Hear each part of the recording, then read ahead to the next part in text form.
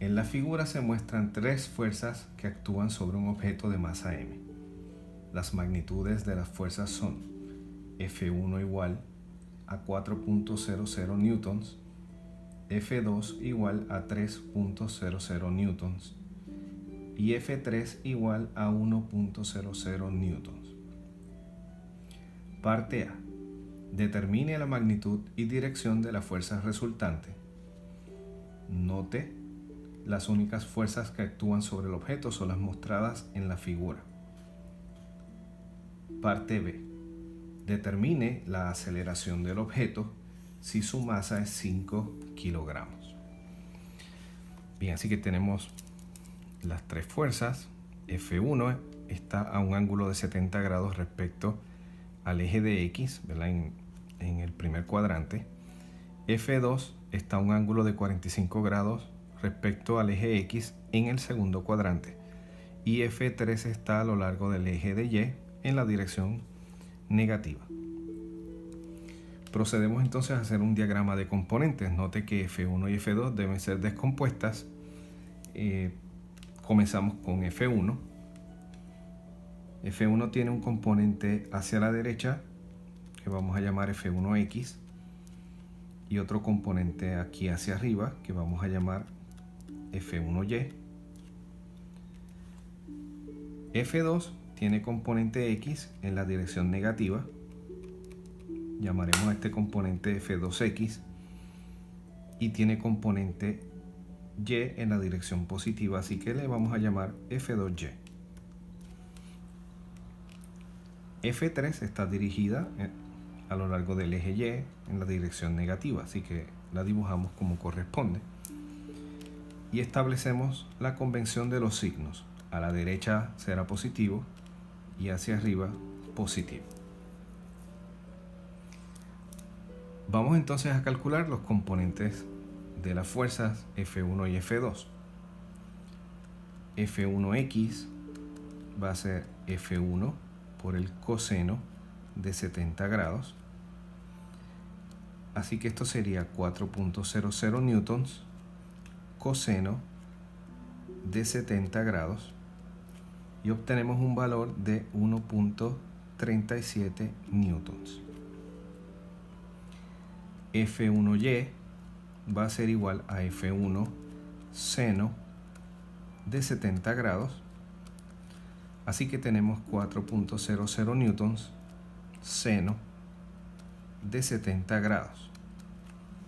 Obtenemos un valor de 3.76 newtons. En el caso de la fuerza F2, F2X va a ser F2 coseno de 45 grados. Notemos que ese es el ángulo para F2. Esto entonces es igual a 3.00 newtons coseno de 45 grados. Y tenemos un valor de 2.12 newtons. Para F2Y tenemos F2 seno de 45 grados. Así que es 3.00 newtons seno de 45 grados. Y esto nos da 2.12 newtons. Como seno y coseno de 45 tienen el mismo valor, obtenemos resultados iguales para los componentes. Bien, así que si ya tenemos los componentes del vector, de los vectores, vamos a calcular la fuerza resultante o la fuerza neta. Vamos a utilizar el símbolo F mayúscula para indicar esa fuerza y notamos que va a ser la suma de F1, F2 y F3. Debemos, por lo tanto, calcular los componentes de la fuerza resultante. Fx va a ser entonces igual a la suma de todas las fuerzas o componentes de fuerza en el eje horizontal. Del diagrama vemos que tenemos F1x menos F2X. Y esto sería igual a 1.37 newtons menos 2.12 newtons. Al restar estos números obtenemos negativo 0.750 newtons. Así que tenemos el componente X de la fuerza resultante. Para el componente Y de esa fuerza vamos a buscar la suma de los componentes de fuerza en Y, y vemos que tenemos F1Y más F2Y menos F3. F1Y más F2Y menos F3. Así que sustituyendo los valores tenemos que esto es 3.76 newtons más 2.12 newtons menos el valor de F3, que es 1.00 newtons, y obtenemos 4.88 newtons como resultado. Así que note que ya tenemos los dos componentes de la fuerza resultante y que por lo tanto puedo calcular la magnitud y dirección de ese vector. La magnitud es calculada usando lo que es la analogía al teorema de Pitágoras. En este caso sería f igual a la raíz cuadrada de fx al cuadrado más fy al cuadrado.